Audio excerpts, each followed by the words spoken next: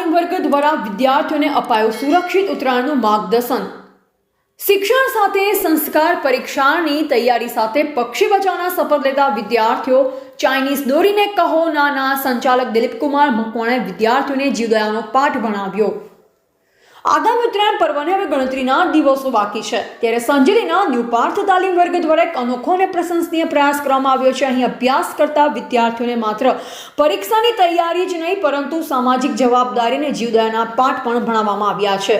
સંજેલી તાલુકામાં જય Ambe education charitable trust પ્રેરિત ન્યૂ પાર્થ નવોદય એકલવ્ય તાલીમ વર્ગ કાર્યરત છે। આ કેન્દ્ર પર હાલ સીઈટી એટલે કે કોમન એન્ટ્રન્સ ટેસ્ટની સઘન તૈયારીઓ ચાલી રહી છે, જે માધ્યમથી વિદ્યાર્થીઓ જ્ઞાન શક્તિ એકલવ્ય મોડલ સ્કૂલ અને સૈનિક શાળા જેવી પ્રતિષ્ઠિત સંસ્થાઓમાં પ્રવેશ મેળવી શકે છે। પરંતુ આ વખતે શિક્ષણની સાથે માનવતાના દર્શન પણ અહીં જોવા મળ્યા।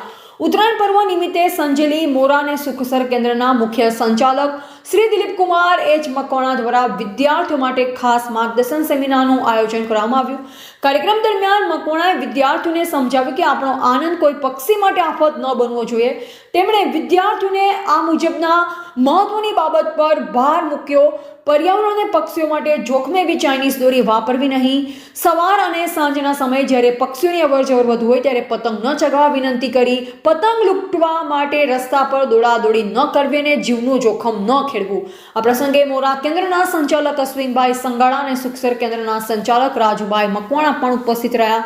તેમણે વિદ્યાર્થીઓને તહેવાર બાદ રસ્તા પર પડેલ દોરીના ગૂંચળા એકઠા કરી તેનો યોગ્ય નિકાલ કરવા પણ સમજાવ્યું, જેથી કોઈ પશુ કે પક્ષી તેમાં ફસાઈ ન જાય। અંતમાં તમામ વિદ્યાર્થીઓએ સુરક્ષિત ઉત્તરાયણ ઉજવવાના અને પક્ષીઓને બચાવવાના સામૂહિક શપથ લીધા। શિક્ષણની સાથે સામાજિક ચેતના જગાડવાનો ન્યૂ પાર્થ તાલીમ વર્ગનો આ પ્રયાસ સમગ્ર પંથકમાં પ્રશંસા પામી રહ્યો છે। એવા ભૂપેન્દ્ર સિબારિયા, ભારતની અસ્મિતા, દાહોદ।